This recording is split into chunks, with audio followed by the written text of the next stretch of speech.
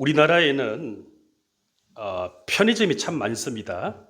1인 가정이 많아지면서 혼밥과 혼수를 이렇게 찾게 되니까 이 편의점이 많이 생겨났습니다.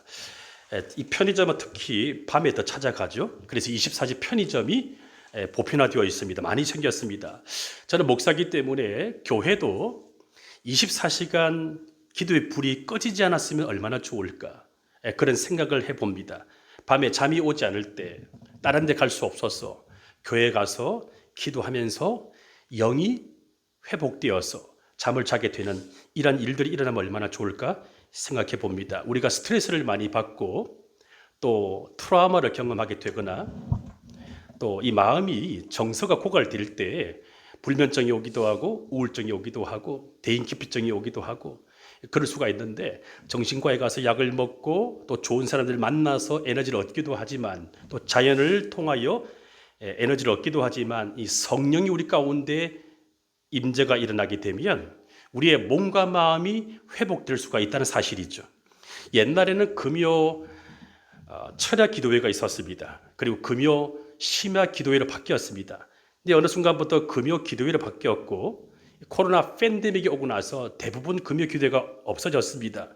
이러한 시대의 흐름 속에서 우리 교회는 개척교회지만 금요 기도회, 금요 성령 집회가 있다는 것이 한편으로 보면 의미 있는 것이고 감사한 것이 아닌가 생각해 봅니다. 큰 교회처럼 화려한 악기 세션이 없고 또 싱어들이 받쳐주지 않고 또 화려한 음향과 조명이 없어도 이 금요 기도를 하는 것 자체가 의미가 있지 않을까요? 아멘? 환경이 좋으면 감사한 일이지만 환경이 좋지 않아도 우리가 주님을 바라보고 주님과 나와의 독대 시간임을 기억한다면 사람의 많고 적은 것 상관없이 우리는 주님을 만나게 될 것입니다. 영화관에 갈 때 아무리 친구들과 함께 영화관에 가더라도 스크린을 보는 사람은 나 혼자 보는 거예요. 예배당에 올 때 가족과 함께 올지라도 예배는 하나님 앞에서 단독자로 내가 드리는 거예요. 우리는 너무나 사람들의 숫자에 영향을 받는 존재이지만 하나님 앞에서의 단독자임을 기억하시면 오늘 이 밤에 우리가 간절히 기도하게 될 줄로 믿습니다. 요즘 기도원이 많이 없어지고 있지 않습니까? 이 더 새로운 교회가 이곳에 세워졌는데, 이곳이 이 금요 기도회가 이 지역 사회의 기도원이 되었으면 얼마나 좋을까. 그래서 심령이 답답한 사람들이 주일날 다른 교회를 가지만 기도하고 싶어서 이곳에 찾아오는 그런 일들이 일어나기를 소망합니다. 이런 은혜가 임하려면 교회가 기도하는 집이 되어야 됩니다. 한번 따라해 보실까요? 기도하는 집. 자, 교회는 어떤 곳이 되어야 될까요? 기도의 집이 되어야 됩니다. 교회에서 회의를 할 수도 있고, 교회에서 지역사회를 섬길 수도 있고, 교회에서 아이들에게 가르칠 수도 있고 다 필요하지만 교회는 무엇보다 기도의 집이 되어야 됩니다. 기도가 본질이에요. 자, 오늘 본문 마가복음 11장 17절을 보면 예수님이 이렇게 말씀하십니다. 내 집은 만민이 기도하는 집이라 칭함을 받으리라고 하지 아니하였느냐? 너희는 기도하지 않고 이 기도의 집에 기도하지 않고 강도의 소굴을 만들었도다. 예수님의 이 말씀은 이사야 56장 7절에서 나왔습니다. 예수님은 어린 시절 구약에 나오는 말씀을 부모로부터 전해 듣고 암송을 하셨습니다. 그 당시에 종이 책이 없었기 때문에 이사야 56장 7절에 이렇게 기록되어 있습니다. 내가 곧 그들을 나의 성산으로 인도하여 기도하는 내 집에서 그들을 기쁘게 할 것이며 그들의 번제와 희생을 나의 제단에서 기꺼이 받게 되리니 이는 내 집은 만민이 기도하는 집이라 일컬음이 될 것입니다. 예수님은 성전을 가리켜 기도하는 집이라고 하셨습니다. 교회의 본질이 기도라는 거예요. 그러므로 이 기도는 교회의 프로그램이 아니에요. 기도는 교회의 핵심 사역입니다. 그래서 우리 교회에 나오는 우리 성도님들은 준비 기도라는 말을 쓰지 않았으면 좋겠습니다. 준비 찬송합시다, 준비 기도합시다. 그 틀린 말이에요. 수련회 가기 전에 모여서 준비 기도를 한다고 하는데 틀린 말입니다. 기도 자체가 사역입니다. 기도부터가 사역입니다. 아멘. 교회 개척 멤버들께서 7, 8월 무더운 여름 2달 동안 이 하드웨어를 준비하기 위해서 많이 고생하셨습니다. 혹시 하드웨어를 준비하면서 지치시지는 않았습니까? 지금부터가 시작이거든요. 교회는 이 눈에 보이는 예배당, 이 하드웨어가 중요한 것이 아니라 더 중요한 것은 무엇입니까? 본격적으로 기도하는 사람들이 모여서 기도의 집이 되어야 됩니다. 교회의 본질이 기도이기 때문에 신앙생활의 본질도 기도입니다. 그래서 기독교는 기도교예요. 내가 내 신앙의 온도를 측정할 수가 없지만 무엇으로 나 스스로 나의 신앙의 온도를 진단할 수가 있을까요? 내가 얼마나 기도를 투자하고 있는가? 내 기도 시간이 얼마인가? 나는 기도가 잘 되고 있는가? 이걸 통해서 나의 영적 상태를 스스로 진단할 수가 있습니다. 우리가 예수를 구주로 믿고 삶의 주인으로 모셨다면 우리는 예수님과 동행하는 사람들이 되어야 됩니다. 여러분, 예수를 믿으십니까? 예수를 영접하셨습니까? 예수님을 삶의 주인으로 인정하십니까? 그런데 왜 예수님께서 주인 되지 않고 손님으로 와 있으신가요? 예수님을 정말로 믿고 있나요? 정말로 예수님을 모셨습니까? 정말로 예수님 나의 삶의 주인임으로 인정하시나요? 우리가 성도라면 예수님을 함께 동행하며 살아가야 되죠. 예수님을 따라가는 자들이 되어야 됩니다. 예수님과 함께 죽고 예수님과 함께 살면서 예수님의 사람이 되어야 되죠. 이게 바로 제자도입니다. 그런데 이게 머리로는 다 알고 있지만 잘 안 됩니다. 왜 그럴까요? 기도가 없기 때문입니다. 어떤 기도가 없기 때문에 그럴까요? 나를 부인하고 내 안에 예수가 살아 역사할 수 있도록 그러한 진실된 기도가 없기 때문에 그렇습니다. 기도를 해야만 자기 부인이 되고 자기 부인이 되어야만 자기 십자가를 질 수가 있습니다. 자기 십자가를 져야만 예수의 부활이 내 부활 되는 것입니다. 그 예수의 부활이 내 부활 되는 것이 바로 돌파이고 기도 응답이고 하늘 문이 열리는 것입니다. 자기를 부인하려면 기도하지 않고서는 부인할 수가 없습니다. 생각으로 절대로 자기를 부인할 수가 없습니다. 생각하면 할수록 자존심이 올라옵니다. 생각하면 할수록 상처가 떠오릅니다. 생각하면 할수록 더 깊은 수렁에 빠집니다. 기도하셔야 됩니다. 생각을 많이 하지 마시고 기도를 많이 하시는 저와 여러분 될 수 있기를 축복합니다. 기도할 때 하늘 문이 열리죠. 기도할 때 하늘의 통치가 임합니다. 그때 돌파가 일어납니다. 이와 같은 역사는 기도로 실험하는 자에게 주어지는 하나님의 은총입니다. 그래서 예수님은 지상에 계실 때 제자들에게 무엇보다 기도를 가르치셨습니다. 너희는 이렇게 기도하라. 자, 그런데 예수님 당시에 많은 사람들이 기도의 본질을 놓치고 있었습니다. 그들은 기도의 능력을 몰랐습니다. 그래서 종교와 형식을 추구하였고 성전에서까지 장사하고 있었습니다. 그래서 예수님께서 화가 나셔서 그 산과 의절을 엎으시면서 오늘 본문에서 말씀하신 것처럼 내 집은 만민이 기도하는 집인데 지금 너희들 뭐하고 있느냐, 이렇게 호통을 치셨습니다. 그러면서 말씀하시기를 요한복음 2장 19절을 보면 이렇게 기록되어 있습니다. 이 성전을 헐라 내가 사흘 동안에 일으키리라. 십자가의 죽으심과 부활 이후에 이제 예수님이 성전이고 예수를 믿고 있는 우리의 마음과 몸이 성전이라는 사실입니다. 이것을 볼 때 예수님의 가슴 속에는 항상 기도가 있었습니다. 항상 교회가 있었습니다. 한번 따라해 볼까요? 예수님의 마음에 교회가 있었습니다. 기도가 있었습니다. 그러므로 우리가 예수를 믿고 있다면 우리의 마음에도 항상 교회가 있어야 되고 우리의 마음에 항상 기도가 타올라야 됩니다. 우리가 예수를 잘 믿으면 우리의 가슴에도 예수님처럼 교회가 있어야 되죠. 여러분, 예수님을 볼 수 있습니까? 볼 수 없습니까? 볼 수 없죠. 십자가에서 죽으시고 부활 승천하신 이후에 하늘 보좌에 와 계시고 지금 눈으로 볼 수가 없습니다. 어떻게 예수를 볼 수가 있을까요?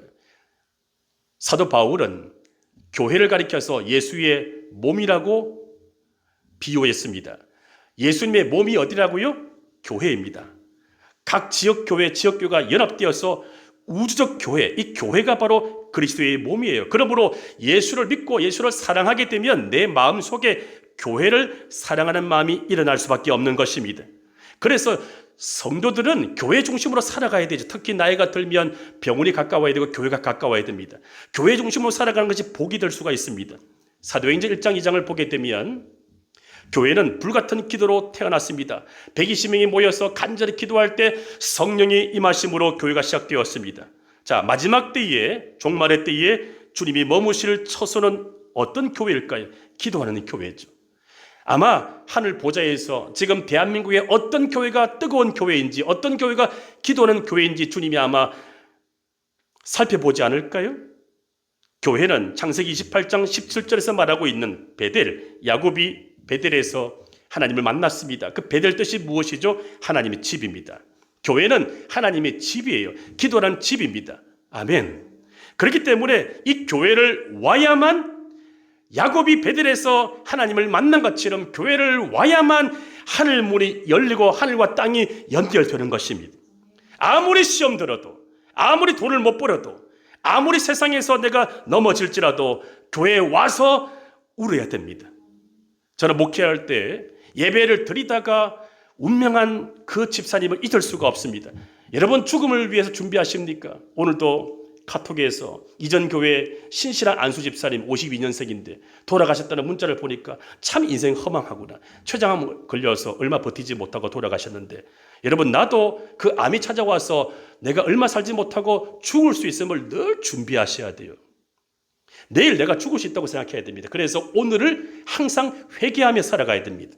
내일이 없다고 생각해야 되고, 옆에 있는 분들이 내일이 없다고 생각한다면 우리가 옆 사람 미워할 수 있을까요? 구약에 나오는 다윗의 장막 회복이 있는데 신약의 교회를 상징하죠.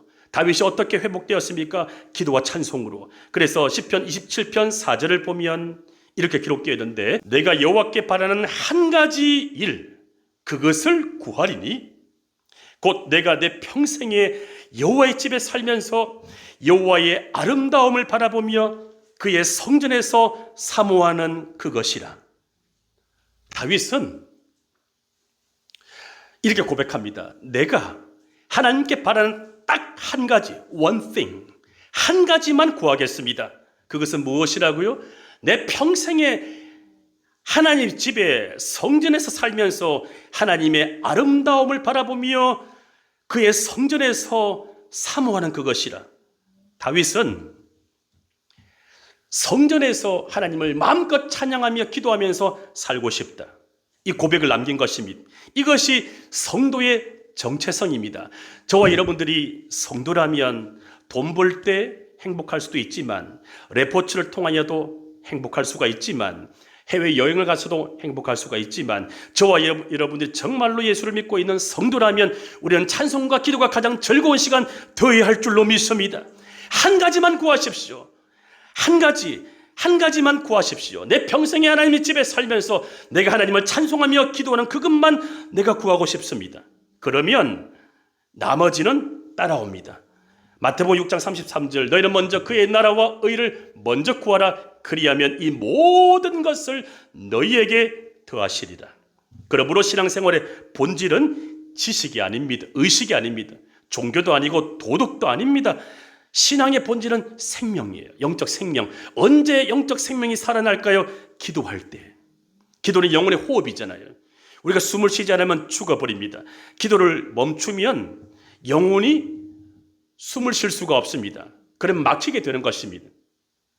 그래서 살아있는 성도는 이 영적 생명력을 소중히 여기죠.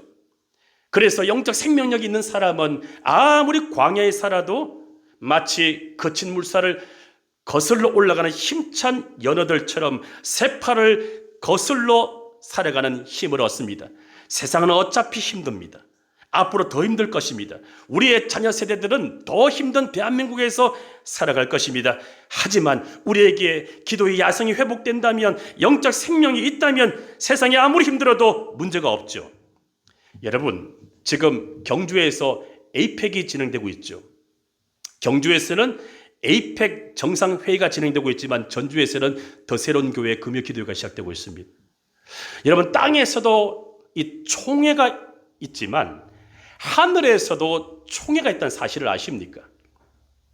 혹시 여러분들은 신앙생활 하면서 이 귀신의 공격을 받아본 적이 있으신가요? 혹은 귀신을 쫓아내본 적이 있으신가요?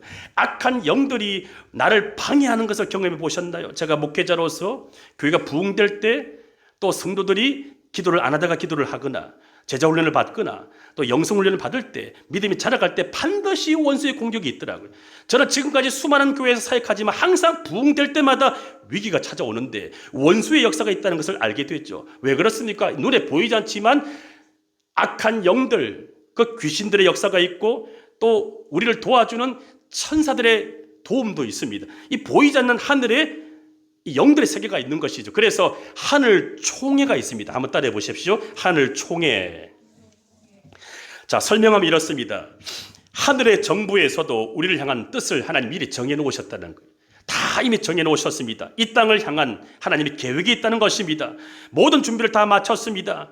이 땅을 죄와 악으로부터 해방시켜서 하늘의 통치 아래에 두기로 하나님이 작정해 놓으셨습니다. 그래서 하늘은 하늘의 군대, 천사들을 이 지상에 파견할 준비를 다 마쳤습니다. 늘 준비가 되어 있습니다. 더욱이 하늘의 왕자, 하나님의 아들 예수께서 이 땅에 오셔서 모든 율법의 법 조문, 이것을 십자가에서 다 청산하셨습니다. 이제는 우리의 승리만 남았습니다. 법적으로 예수님이 십자가에서 우리를 대신하여 죽으심으로 말미암아 이미 우리는 마귀와 악한 영들과의 전쟁에서 이긴 사람들입니다. 그런데 왜 넘어지고 질까요? 전쟁에서는 이겼지만 전투에서는 우리가 악한 영들에게, 귀신들에게 질 때가 많습니다. 왜 그렇습니까? 이미 이겨놓은 전쟁이지만 왜 작은 전투에서는 우리가 이겨서 깃발을 꽂지 못할까요? 하늘에서는 이미 하나님의 뜻이 다 이루어졌습니다. 땅에서 그 뜻이 이루어지기만 하면 구원이 일어나게 되고 돌파가 일어나게 되고 치유가 일어나게 되고 회복이 일어나게 되는 것입니다.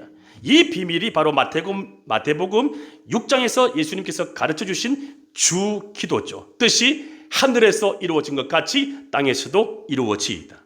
그런데 왜 아직도 내가 살고 있는 가정과 일터에서, 아직 내가 살고 있는 이 땅에서는 왜 하나님의 뜻이 이루어지지 않고 있을까요? 완벽하게 준비된 하늘의 군대가 이 땅을 정복하지 못하게 가로막고 있는 것은 무엇입니까? 하늘 정부의 뜻이 이 땅에서 이루어지지 못하게 하는 요인은 무엇일까요? 무엇이 하늘 정부의 계획을 가로막고 있는 것일까요? 그것은 오늘 이 본문을 통해서 적용해 본다면 하늘의 총회를 따라가야 될 이 교회. 자, 우리 통합적 교단으로 치면 총회가 있고 노회가 있고 당회가 있죠. 자, 총회를 노회가 따라가야 되죠. 교회가 따라가야 되죠. 마찬가지로 하늘의 총회를 따라가야 될 이 땅에 있는 교회들이 절차를 통과하지 못하기 때문에 그렇습니다. 다시 말하면 이 땅에 있는 교회가 동의하고 협조하지 아니하면 아무리 하늘에서 우리를 향한 하나님의 좋은 계획이 설정되어 있어도 그것이 이루어지지 않는다는 사실입니다. 하나님이 이 땅의 문제를 안타까워하시며 개입하시기 원하시지만 땅이 허락하지 않으면 안 됩니다. 창세기 1장 26절 28절을 보게 되면 거기서 문화명령이 나오죠. 땅을 정복하라, 땅을 다스리라. 그래서 그 말씀을 서구 사회가 받아들여서 식민지 정책이라고 하는 잘못된 방법으로 그 말씀을 이용했는데 그 말씀은 그런 뜻이 아닙니다. 자, 그 말씀은 어떤 말씀일까요? 거기에 보면 문화명령에 대한 권한을 우리에게 주셨습니다. 이게 바로 교회의 권한이에요. 이 땅의 교회가 하늘 정부에 대하여 예라고 대답하지 않고 승인하지 않아서 아직도 우리가 땅에서 이런저런 문제로 매여 있다는 사실입니다. 다시 말하면 하늘의 군대가 유엔군처럼 파송되어서 우리를 도우려고 늘 준비하고 있지만 우리가 딴 생각하고 있고 우리가 동의하지 않아서 하나님이 도와주지 못하고 있는 현실입니다. 그러므로 땅에서 메어야 하늘에서도 메이고 땅에서 풀어야 하늘에서도 풀립니다. 이것이 바로 교회의 권세이고 이 권세가 기도의 권세예요. 메인다는 말은 무슨 말일까요? 이 공중의 권세 잡은 악한 영들이 우리를 장난치게 되면 그것이 우리에게 고난이고 그것이 우리에게는 고통이고 상처이고 아픔인데 메어라는 것입니다. 누가 메어야 된다고? 우리가 메라는 거예요. 기도로 묶으라는 것입니다.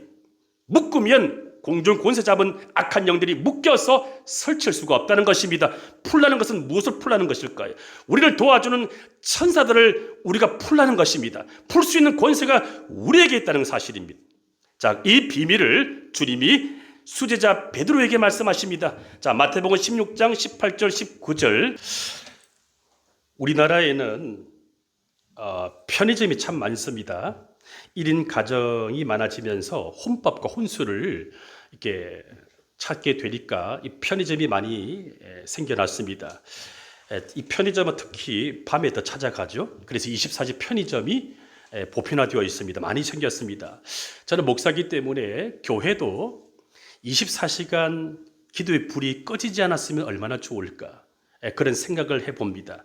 밤에 잠이 오지 않을 때 다른 데 갈 수 없어서 교회 가서 기도하면서 영이 회복되어서 잠을 자게 되는 이런 일들이 일어나면 얼마나 좋을까 생각해 봅니다. 우리가 스트레스를 많이 받고 또 트라우마를 경험하게 되거나 또 이 마음이 정서가 고갈될 때 불면증이 오기도 하고 우울증이 오기도 하고 대인기피증이 오기도 하고 그럴 수가 있는데, 정신과에 가서 약을 먹고 또 좋은 사람들 만나서 에너지를 얻기도 하지만 또 자연을 통하여 에너지를 얻기도 하지만 이 성령이 우리 가운데 임재가 일어나게 되면 우리의 몸과 마음이 회복될 수가 있다는 사실이죠. 옛날에는 금요 철야 기도회가 있었습니다. 그리고 금요 심야 기도회로 바뀌었습니다. 근데 어느 순간부터 금요 기도회로 바뀌었고 코로나 팬데믹이 오고 나서 대부분 금요 기도회가 없어졌습니다. 이러한 시대의 흐름 속에서 우리 교회는 개척교회지만 금요 기도회, 금요 성령 집회가 있다는 것이 한편으로 보면 의미 있는 것이고 감사한 것이 아닌가 생각해 봅니다. 큰 교회처럼 화려한 악기 세션이 없고 또 싱어들이 받쳐주지 않고 또 화려한 음향과 조명이 없어도 이 금요 기도를 하는 것 자체가 의미가 있지 않을까요? 아멘? 이 집회 인도할 때 이 싱어들이 소리를 받쳐주고 음향 시스템과 악기 세션이 받쳐주고 또 서울의 한성교회라든지 강남중앙침례교회 같은 경우는 금요 기도가 뜨거운 교회로 유명한데 조명도 화려하거든요. 그러면 집회 인도할 때 굉장히 힘을 받습니다. 하지만 우리 교회는 그런 환경이 없어도 이 말씀이 굉장히 심오한 말씀이에요. 교회가 기도하는 교회가 되고 저와 여러분들이 기도하는 성전이 되면 반드시 우리에게 무엇을 주신다고요? 천국 열쇠를 주신다. 그래서 땅에서 매면 하늘에서 매일 것이요, 땅에서 풀면 하늘에서 풀릴 것이다. 자, 여기서 중요한 것은 땅이 먼저입니다. 한번 따라해 보십시오. 땅이 먼저입니다. 땅이 먼저예요. 그래서 우리가 땅에서 메고 풀 수 있어야 한다는 것입니다. 그런데 우리는 하늘만 바라봅니다. 하나님, 나에게 은혜를 더 주십시오. 하나님, 나에게 소원을 이루어 주십시오. 그렇게 하늘을 쳐다보면서 구걸하지 마시고 메고 푸는 권세를 교회와 우리에게 주셨으니 우리가 왕의 자녀답게 그 열쇠를 사용하라는 것입니다. 땅에서 메고 풀면 공중 권세 잡은 악한 영들과 귀신들은 묶이게 됩니다. 우리가 땅에서 풀면 하늘의 천사들은 풀리게 됩니다. 그러면 우리를 도와주는 거예요. 신방을 할 때, 상담을 할 때 눈에 보이는 것은 목사와 성도이지만 기도하고 갑니다. 그리고 그 모임 가운데, 만남 가운데서도 마음 한쪽에서는 기도합니다. 성령님 도와주십시오. 천사를 보내주십시오. 그래서 눈에 보이지 않지만 이 천사들이 딱 둘러서 받쳐주게 되면, 도와주게 되면 대화가 잘 되죠. 마음이 바뀌는 것입니다. 자, 그래서 예수님께서 이 땅에서 메고 푸는 권세가 기도임을 반복해서 강조하십니다. 마태복음 18장 18절을 보면 예수님이 또 한 번 강조하십니다. 진실로 너에게 이르노니 무엇이든지 너희가 땅에서 매면 하늘에서도 매일 것이요 무엇이든지 땅에서 풀면 하늘에서도 풀리리라. 기도하는 교회에 이와 같은 권세가 임하는 줄 아시고 저와 여러분들이 기도하는 자들이 되어서 이 교회가 기도의 집이 될 수 있기를 소망합니다. 하늘의 영광이 임하게 되면 다 해결되죠. 상담소에서 해결하지 못하는 이혼 문제가 해결됩니다. 중독에 빠져있는 우리의 자녀들 치유가 됩니다. 병원에서 고칠 수 없는 병도 가끔씩 하나님이 고쳐주십니다. 주님은 그래서 2-3명이라도 숫자에 상관없이 기도하는 교회에 이 능력이 임한다고 말씀하십니다. 마태복음 18장 19절로 20절을 보시면 진실로 다시 너희에게 이르노니 너희 중에 2사람이 땅에서 합심하여 무엇이든지 구하면 하늘에 계신 내 아버지께서 그들을 위하여 이루게 하시리라. 2-3사람이 내 이름으로 모인 곳에는 나도 그들 중에 있느니라. 혼자서 집에서 골방 기도하는 것 좋지만 2-3명이라도 구역에서 모여서, 목장에서 모여서, 교회에서 모여서 기도하면 더 좋습니다. 혼자 기도할 때 알 수 없는 신비가 나타날 수가 있는 것입니다. 자, 그렇다면 교회가 기도의 집이 될 때 어떤 일이 벌어질까요? 저와 여러분들이 함께 마음을 모아서 함께 기도하게 되면 그 기도가 축적될 때 어떤 일이 일어날까요? 오늘 이 본문을 통해서 보면 예수님께서 성전의 본질을 잃어버리고 장사하는 자들에게 내 집은 만민이 기도하는 집이라고 선포하신 후에 어떤 일이 벌어졌는지를 기록합니다. 자, 이걸 기억하신다면 저와 여러분들이 기도의 용사가 될 수가 있을 것 같습니다. 첫 번째로 하나님의 나라가 시작되었습니다. 한번 따라해 보실까요? 기도할 때 하나님의 나라가 시작되었습니다. 자, 마태복음 21장 12절로 17절을 보면 제가 12절로 14절을 읽어드리겠습니다. 예수께서 성전에 들어가서 성전 안에서 장사하는 모든 사람들을 내쫓으시며 돈 바꾸는 사람들의 상과 비둘기 파는 사람들의 의자를 둘러보시고 그들에게 이르시되 기록된 바 내 집은 만민이 기도하는 집이라 일컬음을 받으리라 하였거늘 너희는 강도의 소굴을 만들었도다.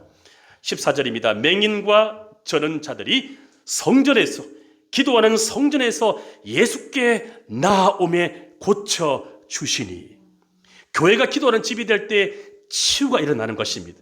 여러분 가정에, 여러분 자녀에게 혹은 여러분 자신에게 치유가 필요한 것은 없으신가요? 몸만 고침받아야 될 것이 아니라 우리의 정신과 마음도 고침을 받아야 되죠.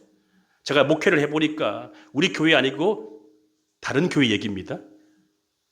다 환자들입니다. 목사님 저도 환자고요. 옆 사람 한번 보실래요? 다 환자입니다. 그런데 사람들이 치료를 거부합니다. 나 환자 아닙니다.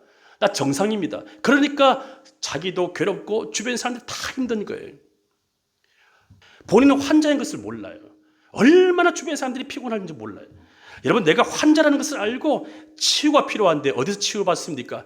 기도하는 교회 가서 예배와 말씀을 통하여 기도를 통하여 치유될 수가 있습니다.